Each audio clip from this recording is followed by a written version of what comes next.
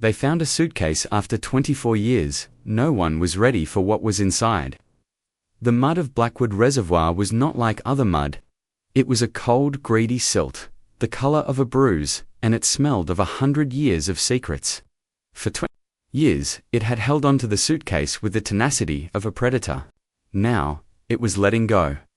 The winch groaned, a sound of metal under duress, echoing across the unnaturally still water. It was August, the air thick and wet, but a chill clung to the recovery team.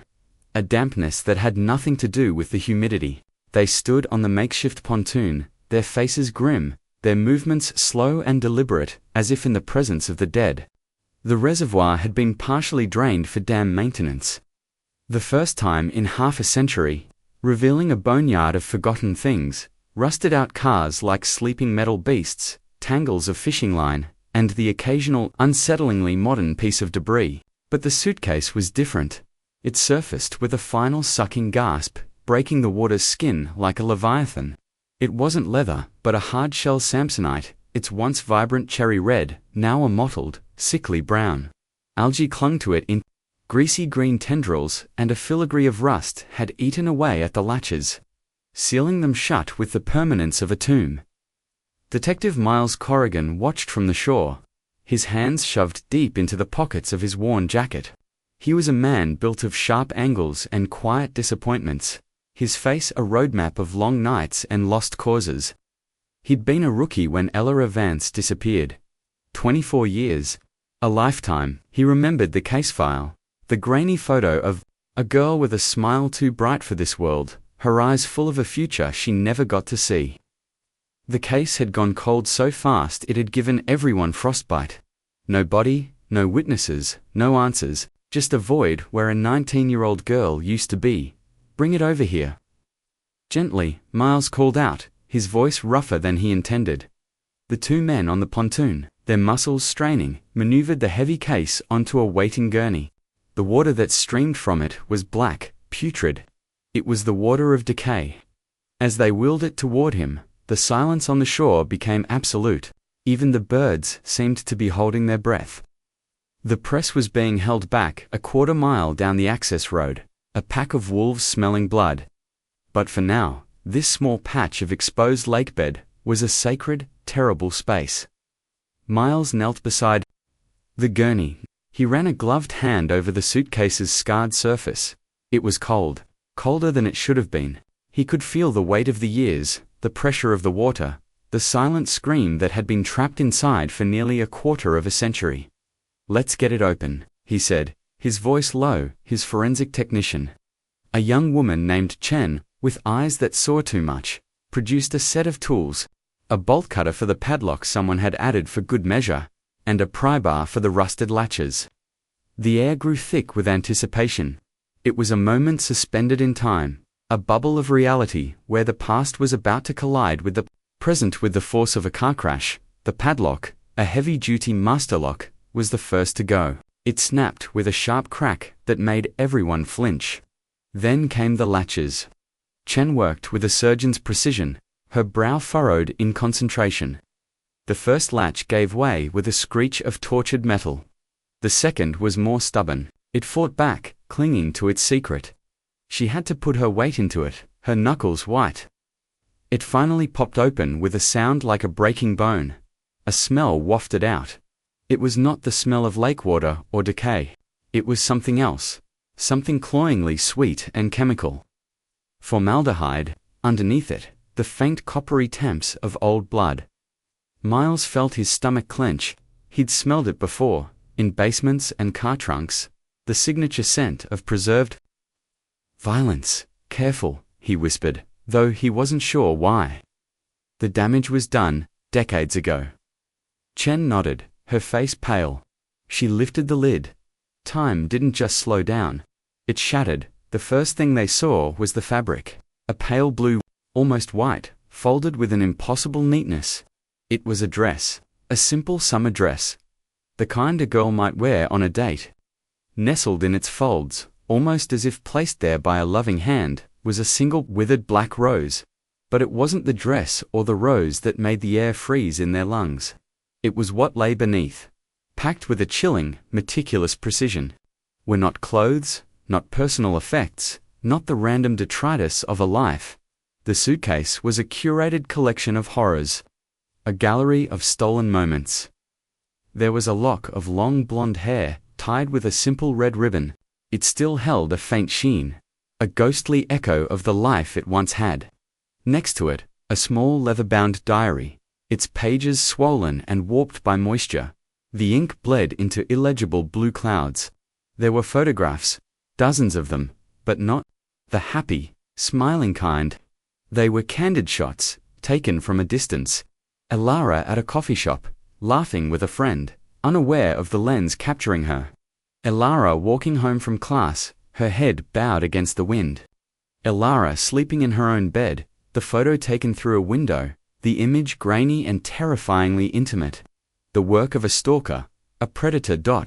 And then they saw the other things that didn't belong. A set of dental x-rays clipped together. A single child-sized white sneaker, its laces still tied. A tarnished silver locket, empty. A collection of newspaper clippings, all detailing the disappearances of other young women in the region over the past 30 years. Some were solved, most were not. It was a trophy case, a serial killer's scrapbook. But the final object, the one that broke through Miles's professional composure and struck him like a physical blow, was at the very bottom. It was a small, porcelain doll, its face cracked, its painted-on smile a grotesque leer. It was dressed in a miniature, hand-sewn replica of the pale blue dress that lay folded above it, and clutched in its tiny porcelain hand was a small, yellowed piece of paper. A birth certificate. Miles reached in, his hand trembling slightly, and picked it up. The paper was fragile, almost translucent. He read the name. It wasn't Elara Vance. It was a boy's name, and the date of birth was 6 months after Elara had disappeared.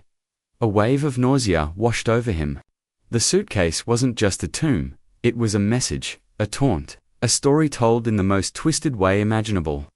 This wasn't just about Elara, it was about something so much bigger, so much more monstrous, than any of them had ever dared to imagine. God, Chen breathed, her hand flying to her mouth. Miles. He didn't answer. He was staring at the name on the certificate, a name that meant nothing to him, yet he knew, with a certainty that chilled him to the bone, that it was the key to everything. The suitcase wasn't the end of a cold case. It was the beginning of a new nightmare. 24 years, the killer had waited for this moment.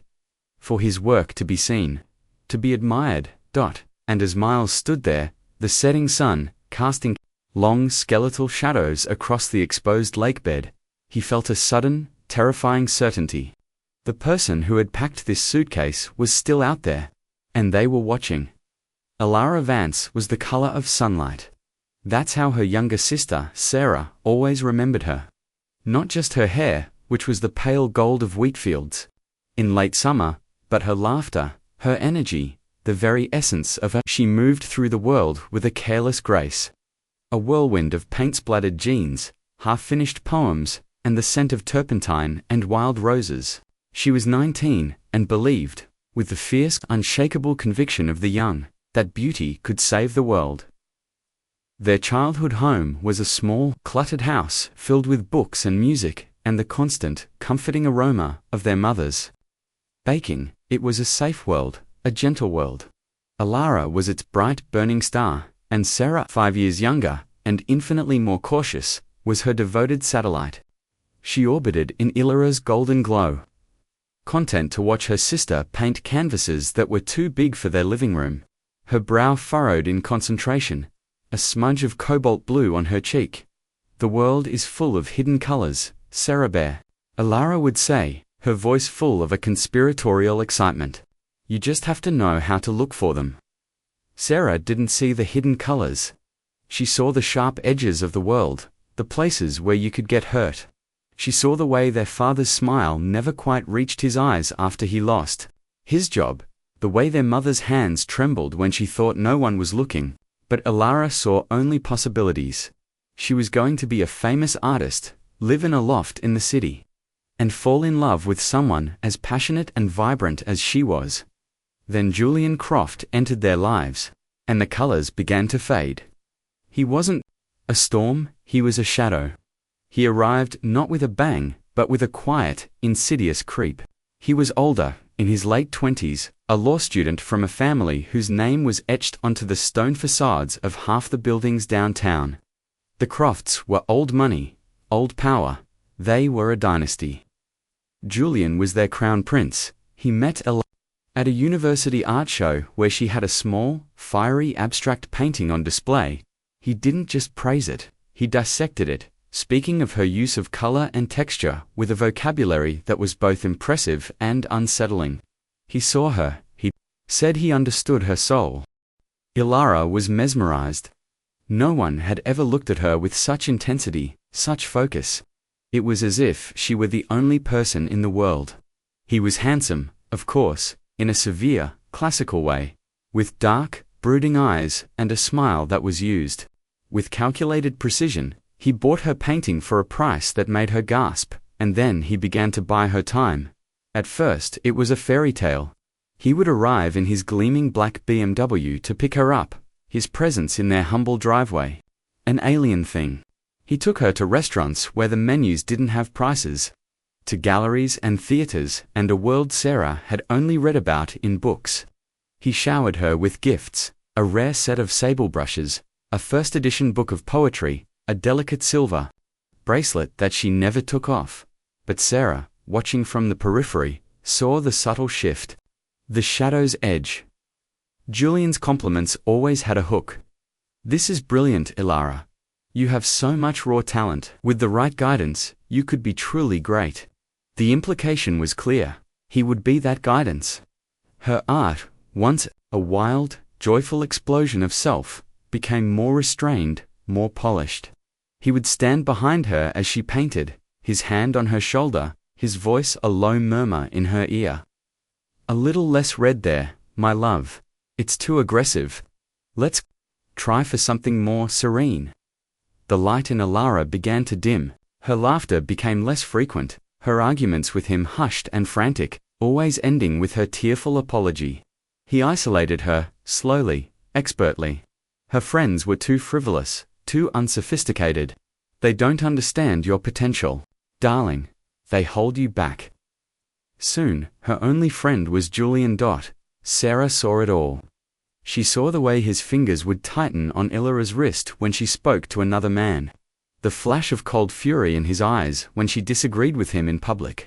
She saw the bruises, small and faint, that Elara would laugh off as clumsiness. "I'm such a klutz," walked right into a door.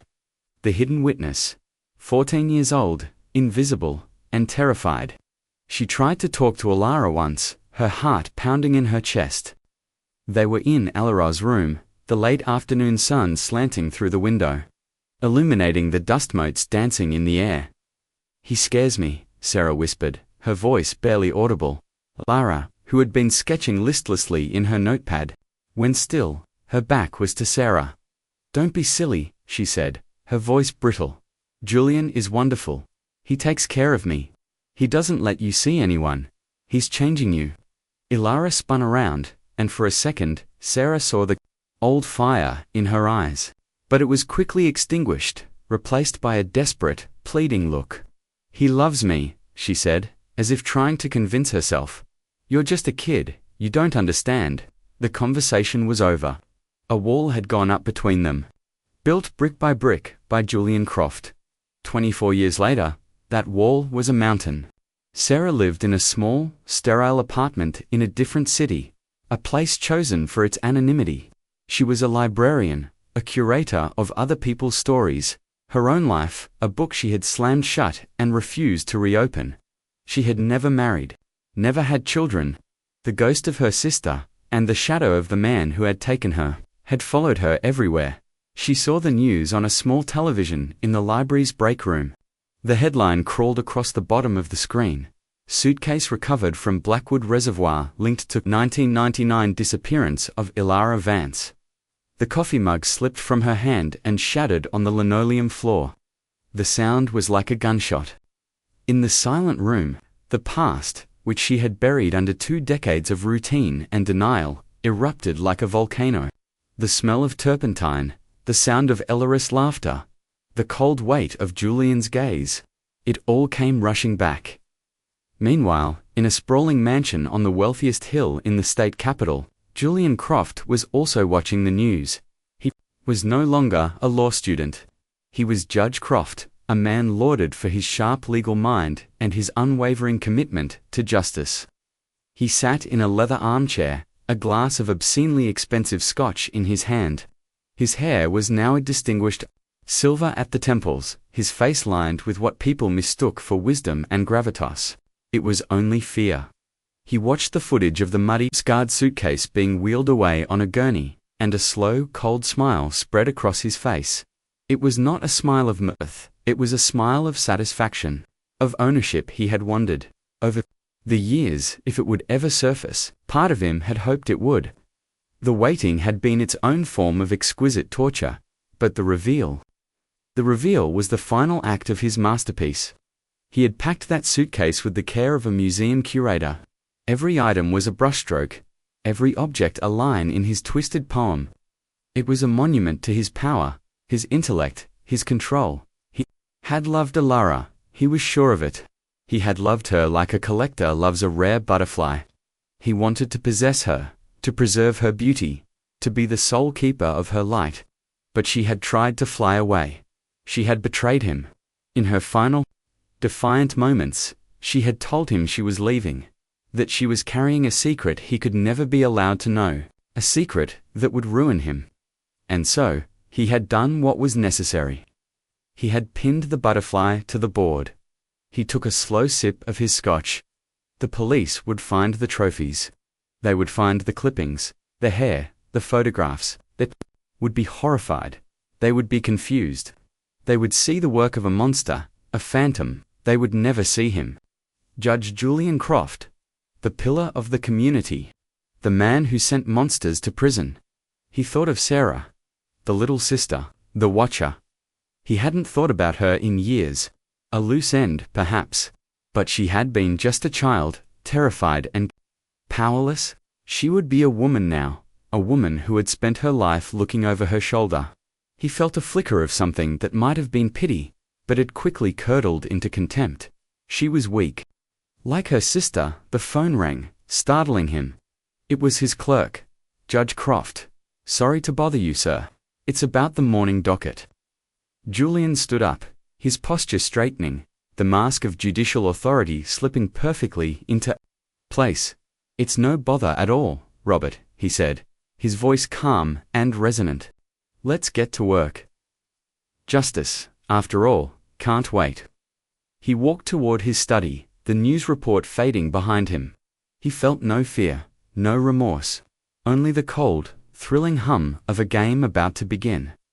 Let them have the suitcase. Let them have their shock and their horror. He had written the story, and he already knew how it ended. The first leak came a week after the discovery. A single, grainy photo, published on the front page of a tabloid that paid well for broken hearts and shattered lives. It was one of the stalker photos from the suitcase, Elara, sitting on a park bench. Her head tilted back in laughter, a cone of melting ice cream in her hand. She was the picture of innocent joy. But the caption, fed to the reporter by an anonymous source, was pure poison. Party girl Elara Vance's secret life, the headline screamed. Source close to the investigation reveals the recovered suitcase contains evidence of a troubled young woman involved with multiple partners, drugs, and a lifestyle that put her in constant danger. Sarah saw it at a supermarket checkout. The garish colors, Ellara stolen, joyful face twisted into something sordid. A wave of dizziness washed over her. She felt the stares of the other shoppers, the whispers. The shame was a physical thing, a hot flush that crawled up her neck. This was how it started. Julian wasn't just going to let Elara be a victim. He was going to murder her all over again. She bought the paper, her hands shaking, and read the article in her car. It was a masterpiece of character assassination. Unnamed friends were quoted, speaking of Ellara's wild side, her mood swings. It hinted at a secret pregnancy, A flight from responsibility. Every word was a lie, a carefully crafted distortion designed to shift the blame from the predator to the prey. And Sarah knew, with a certainty that made her sick, who was planting these seeds. The phone call came that night. She didn't recognize the number, but she answered it anyway, a knot of dread tightening in her stomach. Sarah, it's Julian Croft, the voice. 24 years had passed, but it was the same smooth, deep timbre, like velvet. Draped over steel, it was the voice that had haunted her nightmares. She couldn't speak. Her throat closed up. I was so devastated to hear the news, he continued, his tone dripping with practiced sympathy. After all these years, to have it all dragged up again, it must be incredibly painful for you. Painful? It was like being flayed alive. I just wanted to reach out, he said, and to offer my help, in any way I can. I've been in contact with the lead detective, a man named Corrigan. I've made it clear that my family's resources are at their disposal to find the monster who did this to our Alara. Our Alara, the possessiveness was still there, as chilling as ever. What do you want? Sarah finally managed to whisper, her voice a dry rasp, though was a pause.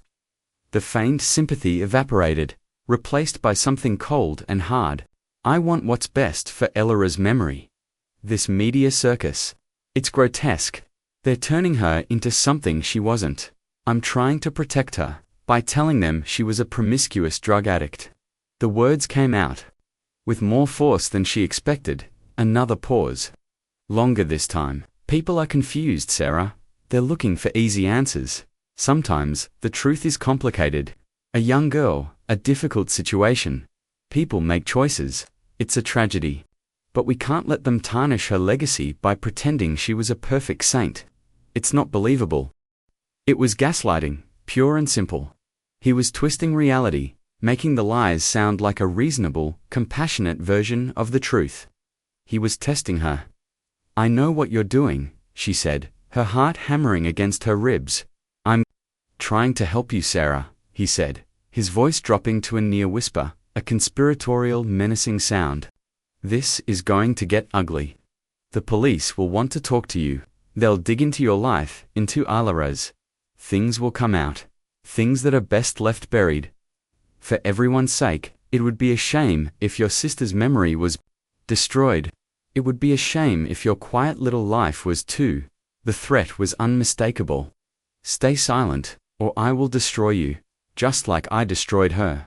She hung up, her hand trembling so violently she could barely hit the button.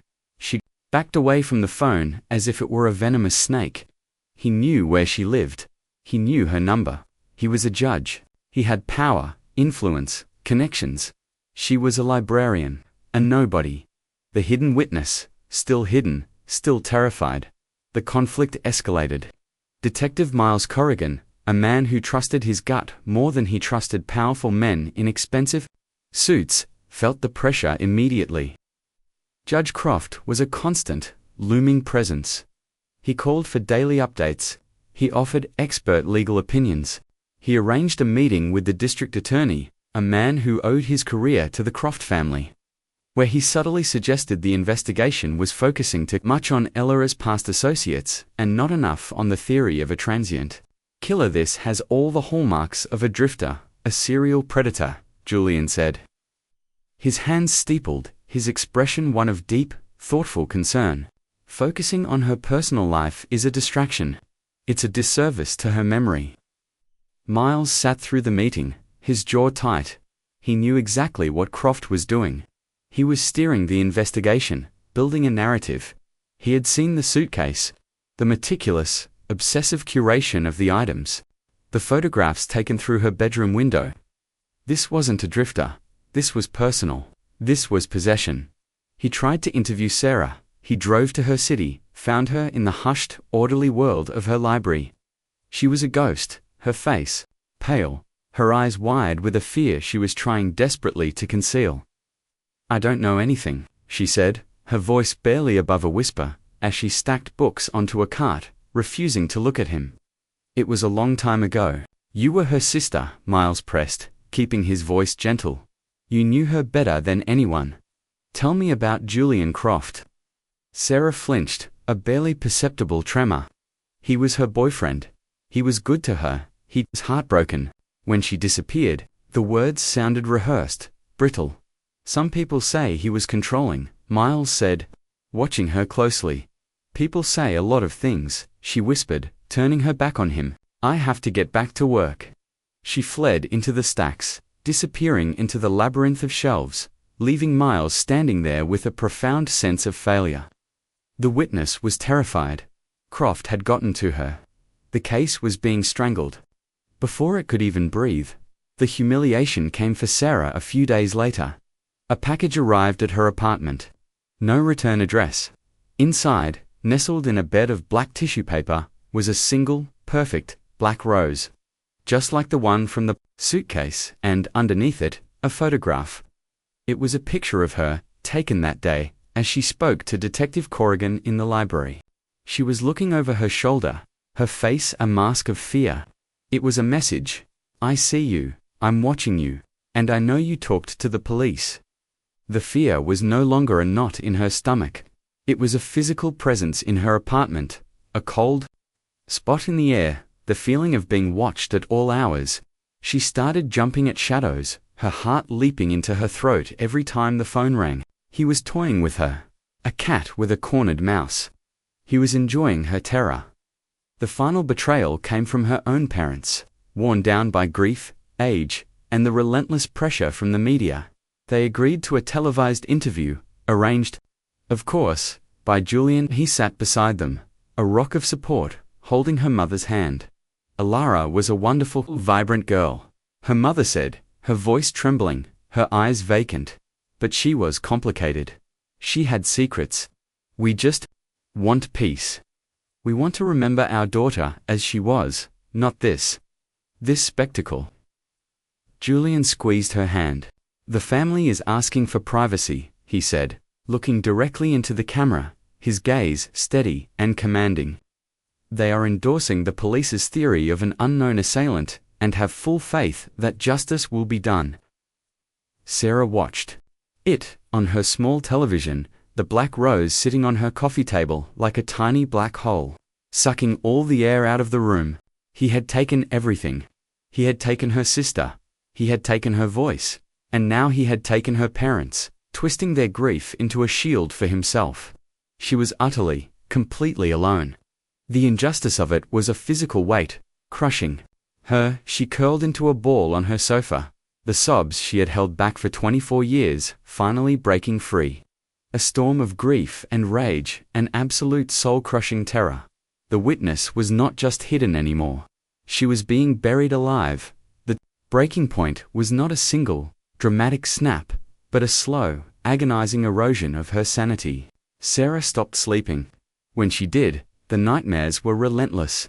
She saw Ilara's face, not as she was in life, but as she must have been in the suitcase. Pale and waterlogged, her eyes wide with a silent accusation. Why didn't you help me? Why did you let him win? The apartment, once her sanctuary, felt like a cage.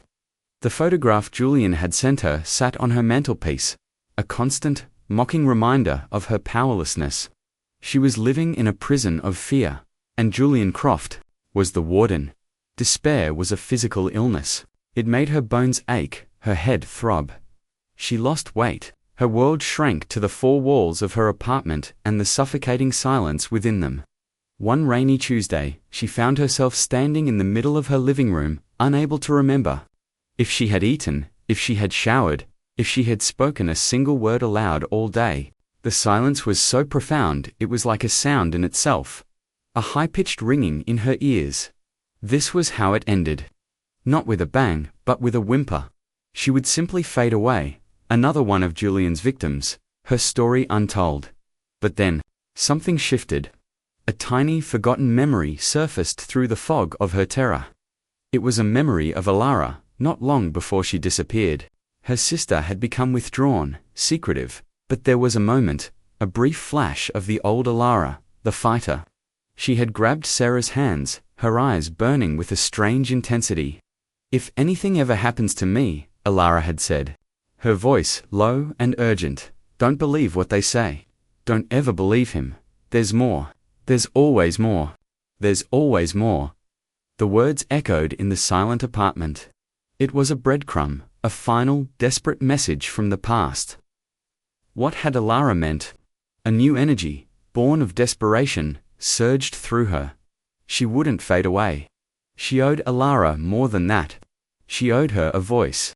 If the police couldn't find the truth, if her parents had abandoned it, then she would have to find it herself.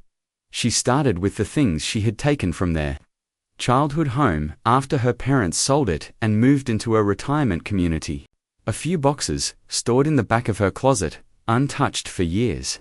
She hadn't been able to bring herself to throw them away, but she hadn't been able to look at them either.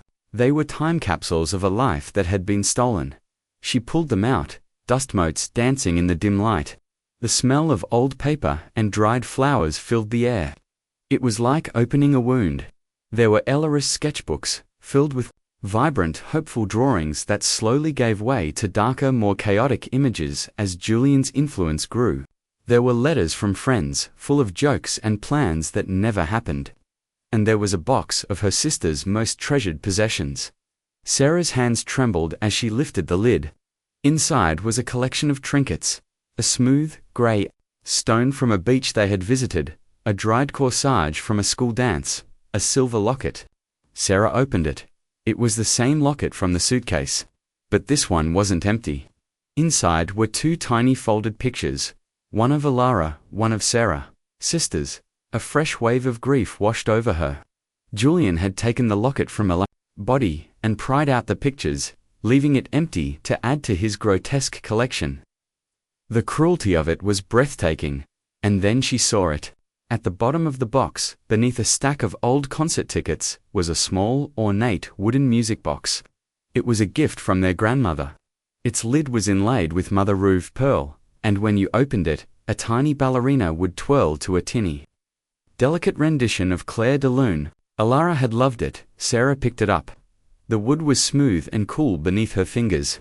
She ran her thumb over the lid, her mind flashing back to Alara, sitting on her bed, holding this very box. She had been crying that day, one of the last days Sarah had seen her. She had been clutching the box as if it were a lifeline. Sarah opened it. The tiny ballerina, her paint slightly chipped, popped up, but no music played. The mechanism was broken. She fiddled with the small winding key on the back, but it wouldn't turn. She shook it gently. Something rattled inside, something that wasn't the ballerina. Her heart began to pound. With a sense of urgency she didn't understand, she took a butter knife from the kitchen and carefully, painstakingly, began to pry at the velvet-lined bottom of the box. The glue was old and brittle. It gave way with a soft crack. The false bottom came loose, and underneath it, nestled in a small hollowed-out compartment, was a microcassette tape dot. Sarah stared at it, her breath caught in her throat. It was the kind used in small handheld dictaphones. Why would Alara hide this? She didn't own a player. The technology was obsolete. A frantic search online led her to a dusty, forgotten corner of eBay. She paid for expedited shipping, the 2-day wait feeling like an eternity. For those 2 days, she was a wreck of nerves and anticipation. The tape sat on her table, a tiny plastic rectangle that held an unknown, terrifying power. It was the more Alara had promised. The player arrived on a Thursday morning. It was a clunky, beige plastic thing. Her hands shook so much she could barely insert the tape. She plugged in a pair of headphones, not wanting the sound to escape into the apartment, into the world. She pressed play. There was a hiss of static. Then, a voice. Alara's voice. But it was a voice she had never heard before. It was thin, reedy, and shaking with terror. Double quotes, ... Dan, single quotes. To know if this is working. I hope it is. My name is Alara Vance. He's coming. He said he's coming too. To talk, but he doesn't talk. He just yells. I have to do this. I have to have proof. There was a fumbling sound, then silence. Sarah could hear Alara's ragged breathing. She could picture her, hiding the small recorder, her heart pounding. Then, another sound. A key. In the lock of a door, the door opening dot, and then, his voice. Julian's voice. Smooth, cold, and utterly devoid of warmth. Elara, what are you doing sitting in the dark? I'm leaving you, Julian. Elara's voice was stronger now, laced with a desperate defiance. A soft, cruel laugh. Leaving me?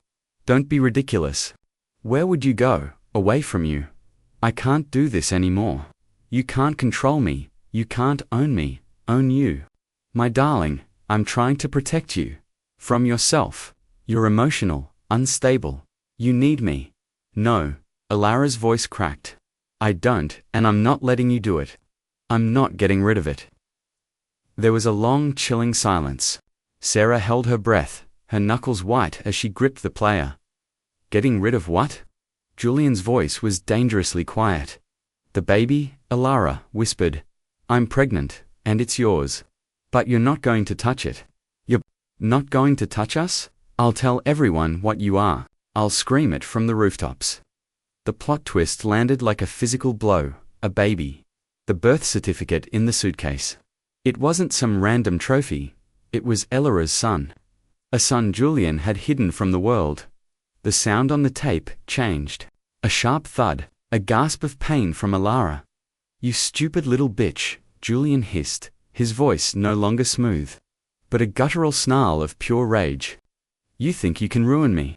You think you can blackmail me with that thing inside you. I built my life, my name. You are nothing. A pretty little distraction, and now you're a liability. No, Julian, please. The sound of a struggle, a chair scraping across a wooden floor, a choked sob from Elara. I loved you. Julian's voice was a cold, venomous whisper, right next to the microphone. I would have given you the world, but you were too stupid to appreciate it. You were just a canvas. And now, the painting is finished. There was a sickening, wet thud. Then another dot, and then, only silence. The tape kept rolling, recording the profound, absolute silence of the room for another 10 minutes, before it clicked off. Sarah ripped the headphones from her ears, a strangled cry escaping her lips. She stumbled to the bathroom, and was violently sick. The full, monstrous truth of it crashed down on her. It wasn't a fight that had gone wrong. It wasn't a crime of passion. It was an execution. He had killed Elara, and their unborn child. To protect his name, his future, the suitcase wasn't just a collection of trophies. It was a calculated act of post-mortem terror, a way to control the narrative even decades later. The clippings of other missing girls were a red herring, designed to make it look like the work of a serial killer. The birth certificate was the final, sadistic twist of the knife, a secret only he and his victim could understand. He had likely delivered the baby from Elara's dead body. A final act of grotesque possession, before hiding him away, raising him under a false name. A living trophy of his ultimate victory. The stakes had just changed. This wasn't just about getting justice for Elara anymore. It was about a conspiracy that spanned 24 years. It was about a missing child who was now a grown man. A man who had no idea his entire life was a lie, his father a monster. And it was about a public figure, a judge, who had built a life of respectability on a foundation of murder and deceit. The fear was still there. A cold stone in the pit of her stomach. But now, it was overshadowed by something else. A white, incandescent rage. He had called Elara a canvas. He had called her son a thing. He had silenced her, buried her, and rewritten her history. But he had made one mistake. He had forgotten about the music box. He had forgotten about the hidden witness. Sarah stood up, her body trembling, but her eyes clear and hard. She looked at her own reflection in the mirror. The pale, terrified woman was gone. In her place was a stranger, someone with her sister's fire in her eyes. The game had changed. Julian Croft thought he was the one in control. He thought he was the author of this story. He was wrong. The climax was coming, and she, Sarah Vance, the quiet librarian, the forgotten sister, was going to write it. The plan formed in the crucible of Sarah's grief and rage. It was audacious, terrifying, and theatrical. Justice in a courtroom, behind closed doors, wasn't enough. Julian had murdered Elara in the shadows. He needed to be exposed in the light. His humiliation had to be as public and as absolute as his arrogance. He had curated a private museum of horrors. She would curate a public exhibition of his soul. The target was perfect. The annual Justice Foundation Gala, the city's most prestigious charity event.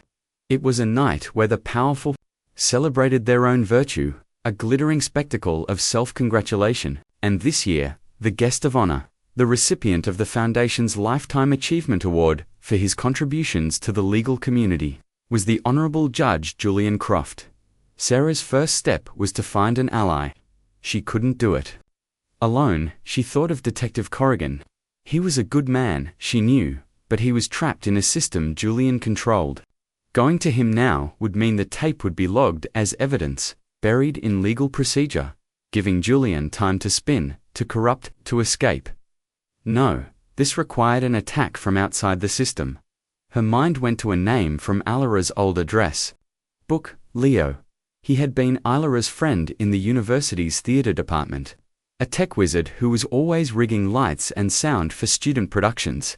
He was a rebel, someone who, like Alara, saw the world in a different light.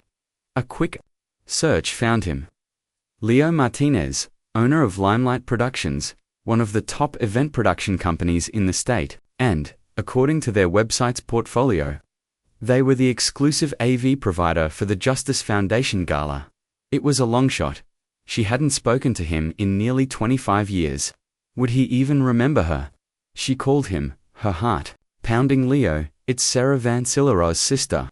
There was a stunned silence on the other end of the line. Sarah, he finally said, his voice thick with emotion. My God, I saw the news. I am so sorry. I need your help, Leo, she said, her voice low and urgent. I need to do something. For Elara, she met him in his warehouse, a cavernous space filled with roadie cases, miles of cable, and towering stacks of speakers. Leo had the same. Wild black hair and intense eyes, she remembered, but now they were framed by the lines of a life lived. She played him the tape. He listened, his face growing paler and harder with every word. When the sickening final thud echoed in the silence, he took off the headphones, his expression a mask of pure fury. That son of a bitch, he whispered, his voice shaking. I always knew there was something wrong with him. The way he looked at her like she was something he owned. He looked at Sarah, his eyes blazing. What do you need? She told him the plan. She wanted to play the tape at the gala, not just in the room, but broadcast. She wanted it to go out on the live stream to every news outlet covering the event. She wanted the world to hear Julian Croft's real acceptance speech. Leo's grim face broke into a slow, dangerous smile.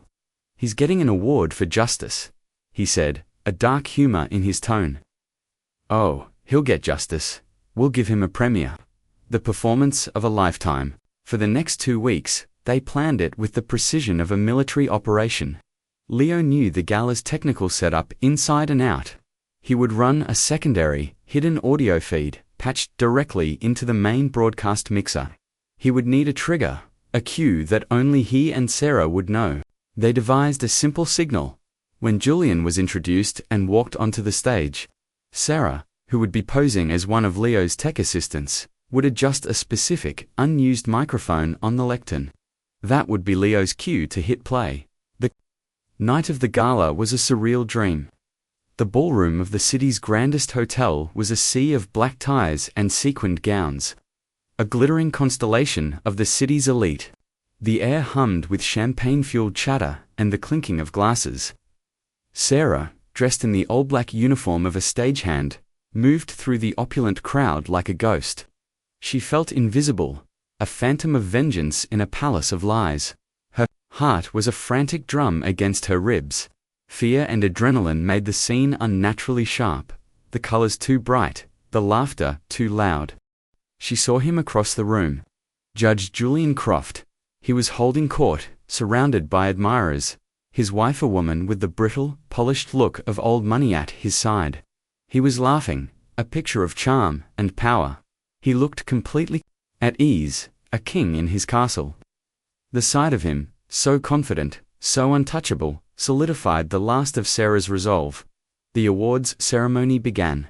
Speeches were made, platitudes were offered. Sarah stood in the wings of the stage, her hands clammy, the microcassette player clutched in her pocket like a talisman. Leo was in the tech booth at the back of the room, a shadowy figure behind a wall of glass. He gave her a single, sharp nod. Everything was ready. Finally, the moment came. The head of the Justice Foundation, a portly balding man, stepped up to the microphone. And now, he boomed, his voice echoing through the ballroom, "It is my distinct honor to present this year's Lifetime Achievement Award to a man who embodies the very principles of integrity, wisdom, and justice. A pillar of our community, a mentor to young lawyers, and a true servant of the law. The Honorable Judge Julian Croft." A wave of thunderous applause swept the room. The livestream cameras zoomed in. Julian, beaming, stood up and kissed his wife. He began to walk toward the stage, his stride confident, his smile radiating a practiced humility. This was it. Sarah moved from the wings. Her legs felt like lead, but she forced them forward. She walked to the lectern, her movements calm and deliberate, just as Leo had instructed. She reached out and adjusted the redundant microphone, her fingers brushing against the cool metal. The signal. She locked eyes with Leo in the booth. He gave her another nod, his face grim. He pressed a button. Julian reached the lectern. He smiled out at the adoring crowd, basking in their applause. He leaned toward the microphone, ready to deliver his speech. But the voice that came out of the massive speakers was not his. It was Raz. Don, single quotes to know if this is working. I hope it is. My name is Alara Vance. A ripple of confusion went through the ballroom. The applause faltered. People exchanged puzzled glances. Julian froze, his smile dissolving, his face turning ashen. He stared at the speakers as if they had sprouted snakes.